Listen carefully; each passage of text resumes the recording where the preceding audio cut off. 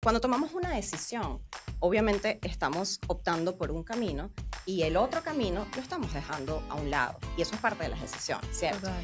Y la decisión de irte de tu país, evidentemente, incluye que estás dejando probablemente atrás amistades, familia, cultura, creencias, comida.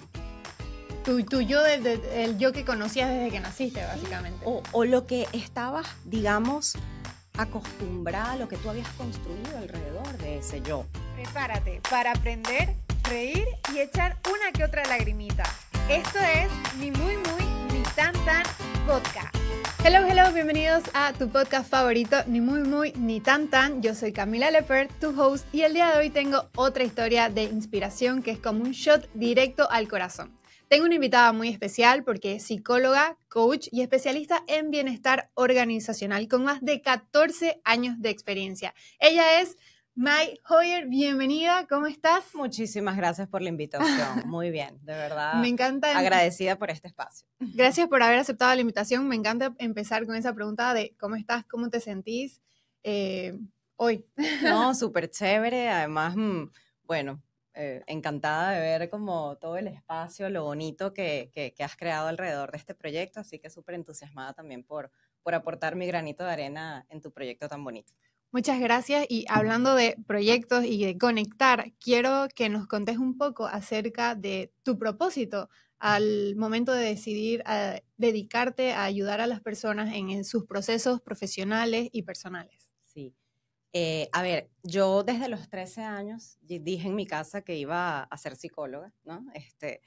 Fue una muy corta edad realmente, pero era curioso porque a esa edad, desde ese momento en el colegio, las personas, las amiguitas que tenía en el colegio se me acercaban, o si alguien se sentía mal decían, anda y habla con May.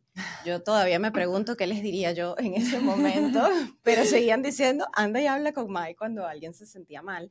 Y yo encontraba, la verdad, mucha satisfacción en contener, en escuchar, en ayudar. Y desde ese momento dije que sería psicóloga.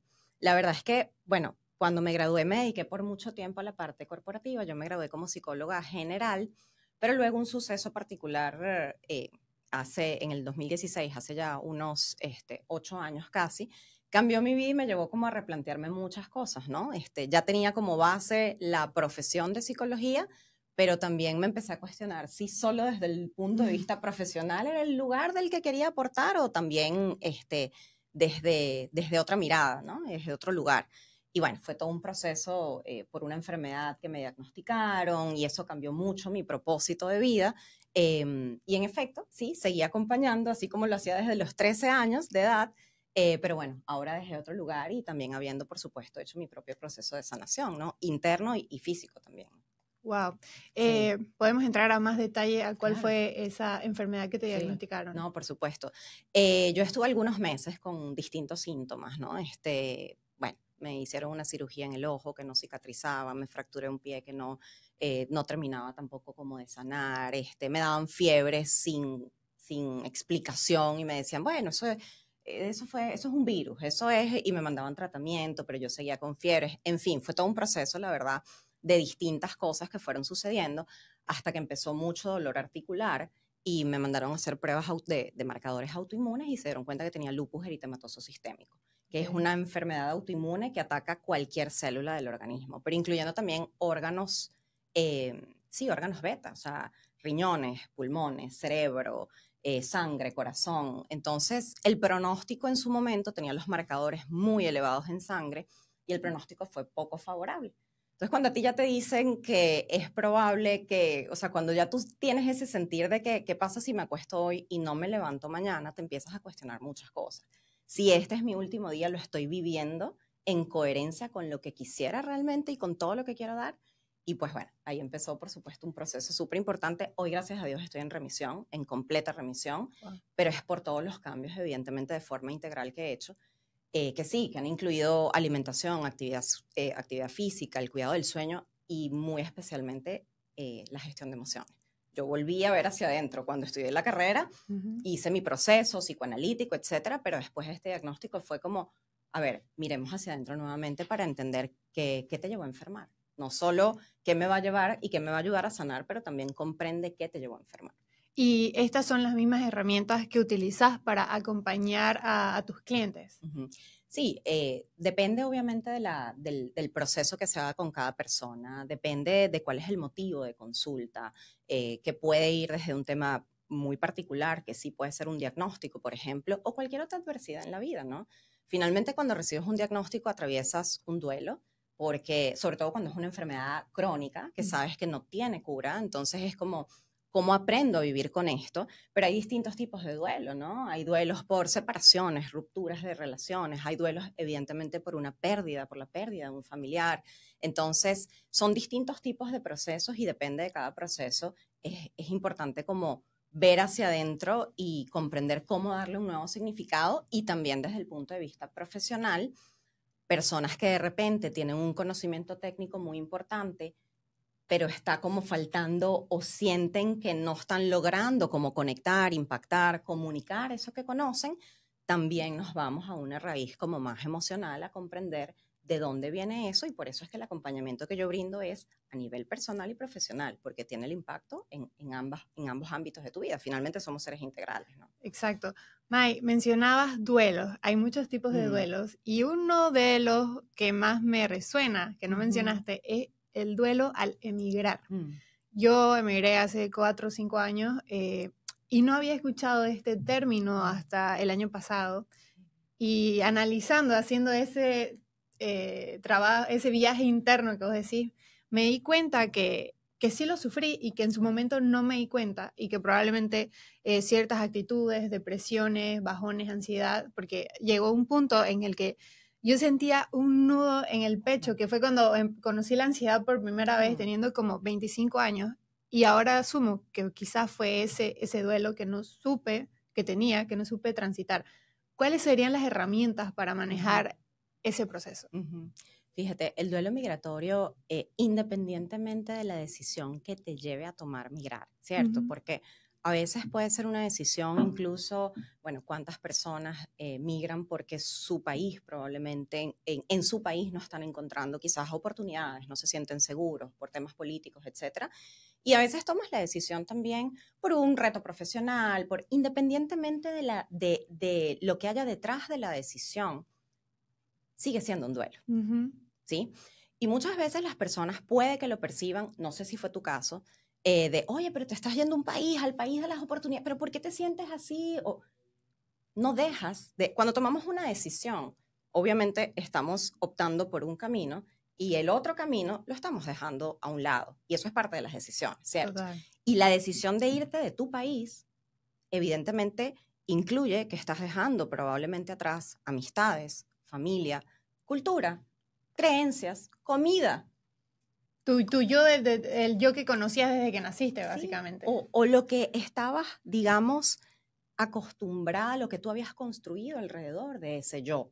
Y uno de los retos también importantes, ahorita que hablas de ese yo, es que muchas veces cuando hay una migración, insisto, depende del motivo que te haya llevado a migrar, vuelves a como restauras ese yo. Okay. ¿En qué sentido? Y no digo quizás pudiéramos hablar de construir, pudiéramos hablar, pero yo honro mucho la historia. Yo soy fiel creyente de que la historia, nuestra historia, así sea dolorosa en algunos sentidos, hay que honrarla. Y por eso yo hablo de restaurar. Es como cuando tienes un edificio y no es que lo tumbas y lo vuelves a armar, pero lo vas restaurando, pero las bases están. Tus creencias están, que puedes entrar obviamente a trabajarlas, tu recorrido está, todo lo que has aprendido está. Pero es importante también comprender que tu yo sigue siendo tu yo.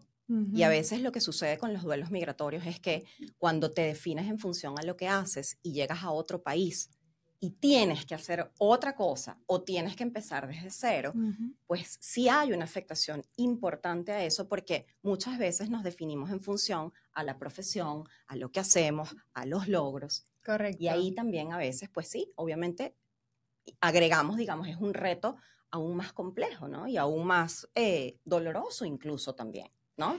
Sí, total, porque por ejemplo, como mencionabas, no importa si estás emigrando porque la situación del país, porque otras opciones laborales, simplemente hay gente que emigra porque se casó con alguien que vive en otro país y toman esa decisión y desde el amor, o sea, desde desde la aceptación, pero no deja de ser duro. Por supuesto, y ahí es cuando es tan importante que comprendamos que dentro de la misma situación diferentes emociones pueden coexistir.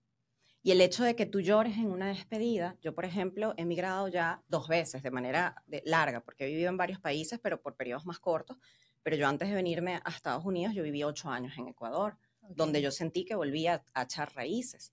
Y nuevamente fue, agarra maletas y vuelve a partir. Y cuando yo me despedía, yo lloraba. O sea, yo me despedía y lloraba cuando me despedía. La gente me decía, pero no quieres irte, esta no es una decisión que estás tomando. Y yo, sí, claro que quiero irme. Y por supuesto que me llena de ilusión lo que viene.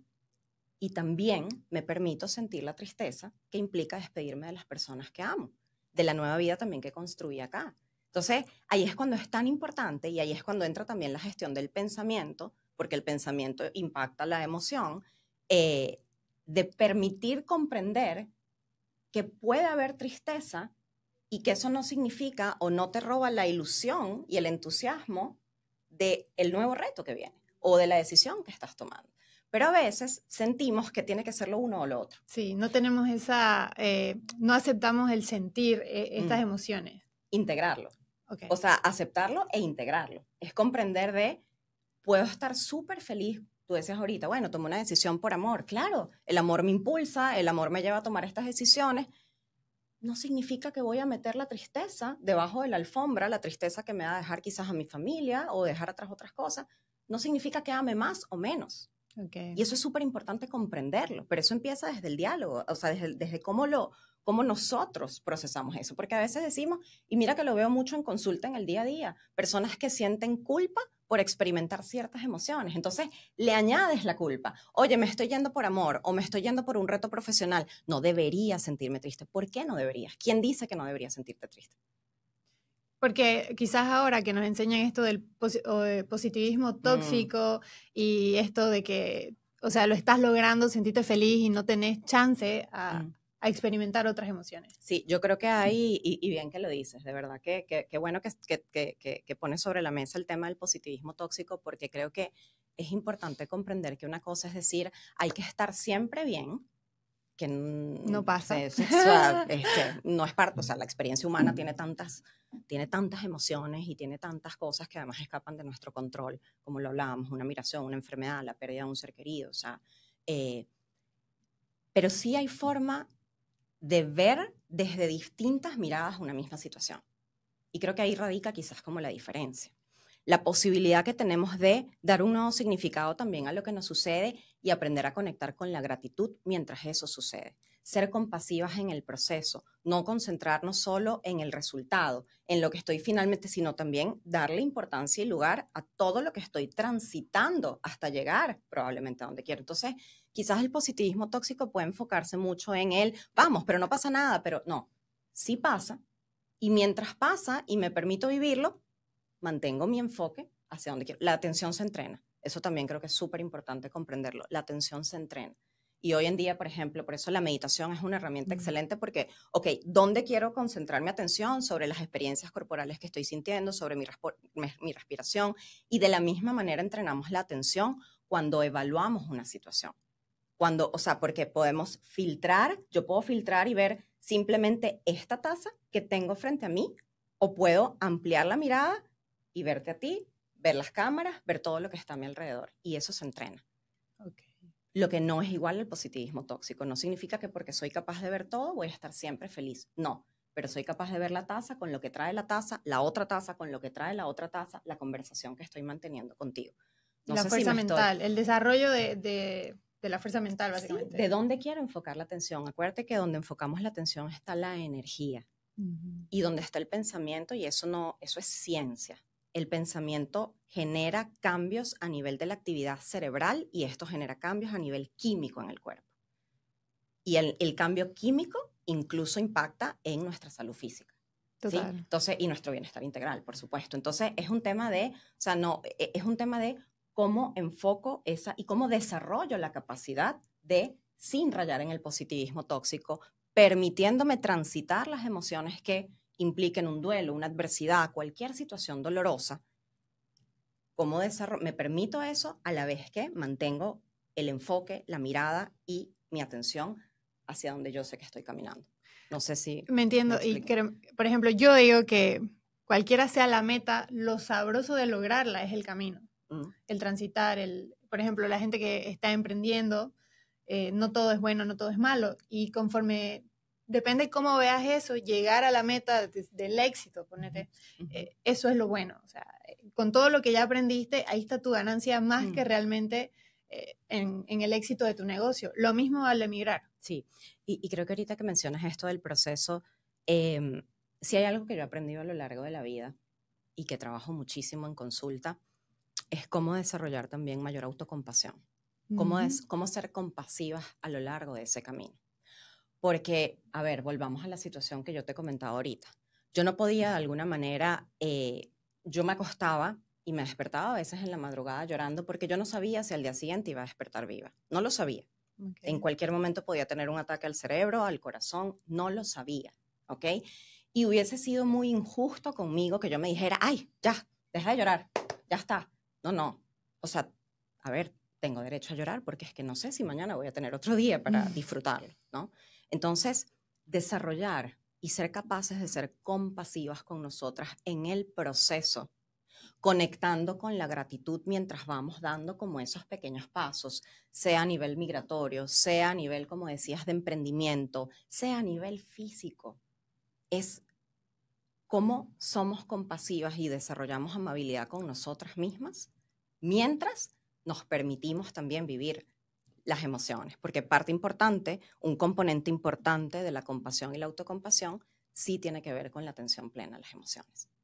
El sentir al ciento lo bueno, lo malo. Exacto. Permitírtelo sentir. Ser compasiva no significa, bueno, ya está, la tristeza, no llores porque, no.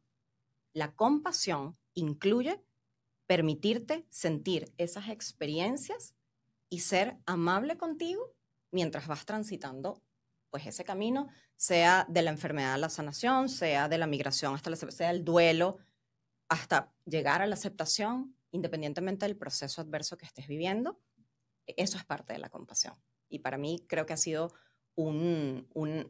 ha sido antídoto contra todos estos, ¿sabes? Contra todo este dolor, contra todos estos pensamientos que en algún momento sí tuve, críticos, duros conmigo, pero dale, no está, hay gente que está peor que tú. Eso pasa mucho. Y eso no ayuda en nada. Eso no nos ayuda. Entonces, es comprender eso y poder hacer uso de estas herramientas, de estos conceptos, ir desarrollando todo esto para poder nosotros ayudarnos, ser nosotras quien nos da la mano en este tipo de procesos que, como tú bien decías, tienen sus altos y tienen sus bajos. Y está bien ser capaces de abrazarnos cuando estamos arriba y cuando estamos abajo, emocional o... En cualquiera sea la circunstancia. Aquí es cuando aplicamos eso que dicen ahora, todo depende de la historia que te cuentes. ¿Crees que eso va así? Es que si decimos, ¿verdad?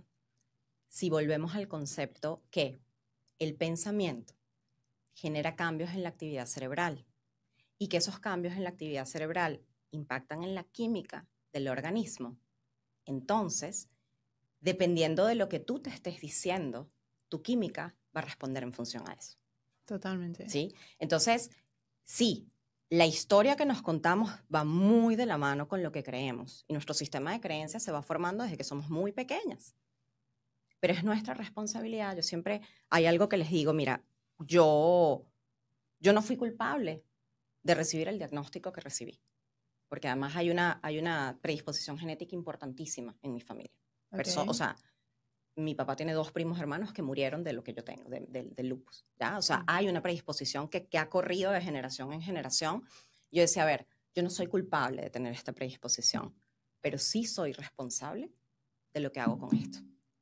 Si ya yo sé que esto existe, ¿qué hago yo con esto? Y te estoy poniendo un ejemplo para ir a las creencias, porque no somos culpables de lo que aprendimos en casa, de lo que escuchamos en casa, de aquello que nos dijeron que era bueno, que era malo. Eso fue lo que aprendimos. Pero en nuestra adultez somos responsables de comprender si eso nos está impulsando a nivel personal y profesional o si eso nos está limitando. Y eso es un trabajo de ver hacia adentro. Y que ahora dicen que, por ejemplo, ese tipo de creencias, porque bueno, hasta los 7 años es cuando absorbemos todo y eso se nos queda como patrones, dicen que no se eliminan esas creencias, se cambian. Claro. tenemos como redes neuronales que podemos ir como podando, podemos ir creando nuevas redes, podemos darle una lectura a una misma experiencia de una forma diferente.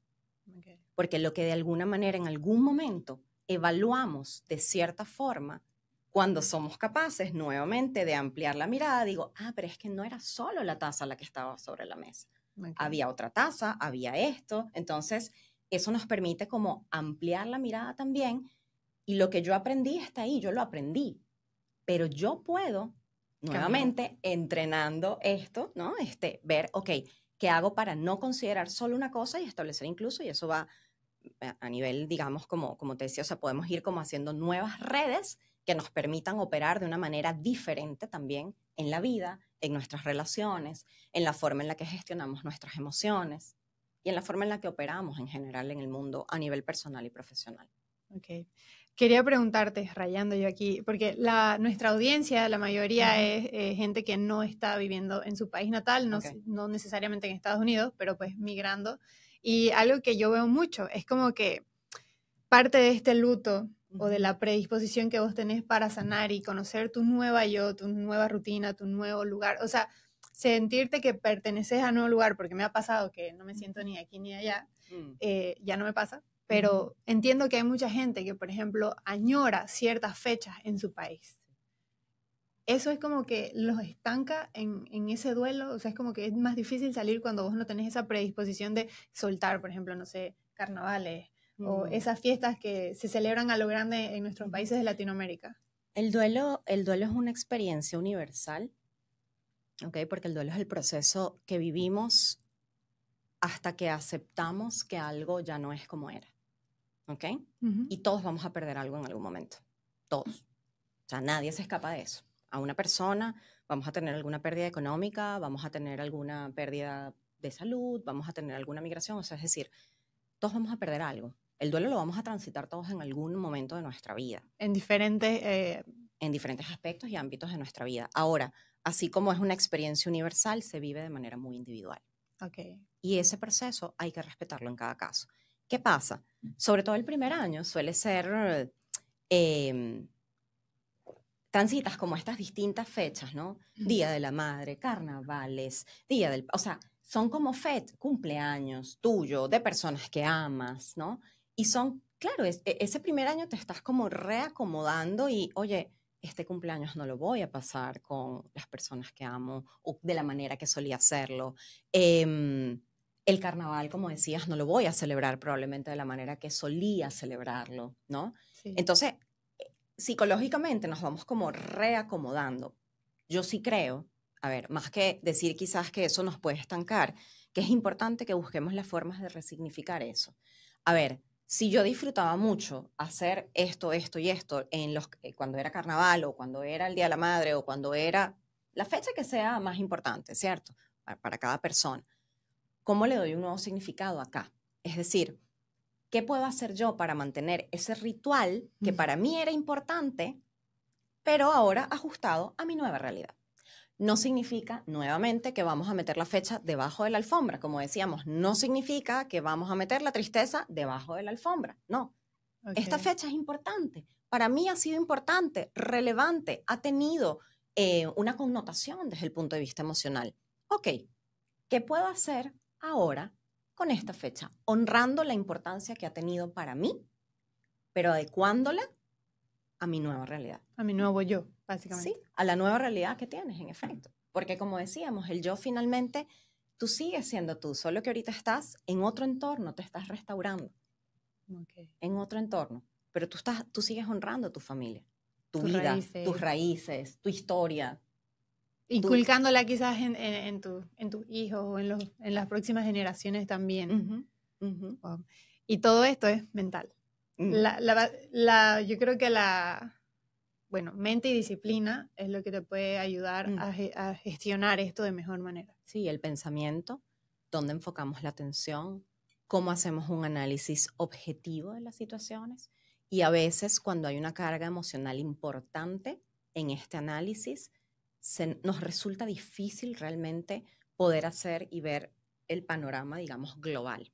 Y por eso es importante también que podamos entrenar esto, porque nuevamente, pensamiento, emoción, comportamiento, y eso va a impactar muchísimo en cómo nos sintamos. Entonces, y mira, si realmente en ocasiones nos resulta difícil ver más allá de la taza, pues buscar, levantar la mano y pedir ayuda también. Válido, totalmente válido. Por supuesto. Levantar la mano y pedir ayuda y decir, a ver, me está resultando complejo ver el panorama completo.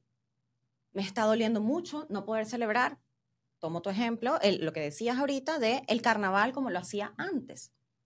Realmente me está resultando complejo. O me está resultando complejo no ver todo más allá de la taza. Bueno, eso se puede entrenar. Sí, no, como último caso, bueno, que yo creo que debería ser el primero, ir a terapia, pedir ayuda. ¿Cuáles serían las formas de entrenarlo, no sé, solo? O sea, como que me doy cuenta de que esto está siendo difícil, no está funcionando. ¿Cuáles serían como los primeros pasos para accionar desde casa? Desde casa. Mira, bueno, una manera de entrenar la atención, lo que pasa es que tú mencionabas hace rato, por ejemplo, el tema de la ansiedad, ¿no? La respiración definitivamente nos ayuda mucho también a regularnos, ¿sí? A regularnos en momentos de alto estrés, en momentos de que haya ansiedad, nos ayuda mucho. Ojo, a veces nos ayuda y es, sí, excelente herramienta, a veces nos damos cuenta que necesitamos quizás un poco más de soporte, ¿no? Tratar de poner en palabras lo que sentimos, bien sea compartirlo con otra persona, bien sea escribirlo, bien sea verbalizarlo, simplemente decirlo, aunque no consigamos el nombre exacto de lo que estamos experimentando, decir, esto no se siente cómodo, esto se siente incómodo, cuando pienso en esto, mi cuerpo responde de esta manera. Es súper importante desarrollar la conciencia corporal, porque el pensamiento está en el cerebro, pero la emoción está en el cuerpo. Y el cuerpo te habla. A veces estamos metiendo esto debajo de la alfombra y tu cuerpo te está diciendo, ¡ey, ey! Y te está levantando banderitas. Entonces, es que uno no escucha a veces. No escuchamos, muchas veces. Muchas veces. Y por eso llegamos a diagnósticos como los que no, porque hubo señales, pero bueno, tuvo que seguir subiendo volumen hasta que le prestaras atención. Hasta que ya es algo grave, ya estás internado. Hasta que es como, bueno, yo te advertí, yo te di señales. Entonces, tiene que subir volumen para que le prestemos atención, tratemos de escuchar o de comprender estas pequeñas señales. El simple hecho de poner en palabras lo que estamos sintiendo ayuda en la regulación emocional, en la actividad de la amígdala, que es como el área que de alguna manera tiene un peso importante también en toda la gestión de las emociones. Identificar qué me está haciendo sentir de esa manera, para poder poner en práctica estas herramientas como la escritura, verbalizar, la respiración. Y yo creo que algo súper importante, identificar qué nos hace bien y qué nos hace sentir calma. Que no es lo mismo para todo el mundo. Quizás para ti es la escritura y quizás para mí es tomarme un café en el balcón de mi casa viendo la fuente. Okay. Porque eso también es, mi atención está en la fuente. Y eso es atención plena. Y lo importante que decía, respetar que cada proceso es individual. Totalmente, totalmente. Y ser compasiva ser amable con nosotras en el tránsito de ese proceso. Porque es particular y no pasa nada. Que el mío sea diferente al de la persona que yo tengo al lado. No pasa nada. La comparación lo que hace más bien es herirnos más y hacernos más daño. Sí, es lo que yo digo, que hay que tener como mucha empatía. Así es, empatía y compasión, exactamente. Muchísimas gracias, Mai, por toda esta información que has compartido con nosotros. Agradecida de que estés en el podcast. Por favor, compartí con mi audiencia dónde te pueden encontrar en redes sociales. Claro. En Instagram me pueden encontrar en MyCCoach y mi página web también www.myccoach.com. Esas son las vías por las que pudieran también acceder como al contenido, lo que hablo desde el punto de vista de gestión emocional. Sí. Consulta privada, tanto a nivel de asesoramiento emocional como asesoramiento corporativo y profesional también. Procesos de coaching para desarrollar más competencias profesionales y asesoramiento a empresas también cuando quieren impulsar liderazgo, cuando quieren mejorar pues, el bienestar, el clima y fomentar un mayor bienestar organizacional, pues también por supuesto que a la orden por esas vías. Buenísimo, muchísimas gracias. Ya saben ustedes dónde encontrarla, todos sus servicios. Gracias por habernos escuchado. Muchísimas gracias, May, de nuevo. Ya saben, suscríbanse en YouTube si nos están viendo, si nos están escuchando en cualquiera de las plataformas de podcast. No se olviden dejarnos un review, manitos arriba, comentarios y compartir para poder seguir impactando más vidas. Chao, chao. Gracias por ver o escuchar este episodio. Recuerda suscribirte en tu plataforma favorita. Para más información, entra a nimuymuy-nitantanpodcast.com y síguenos en Instagram en nimuymuy-nitantanpodcast.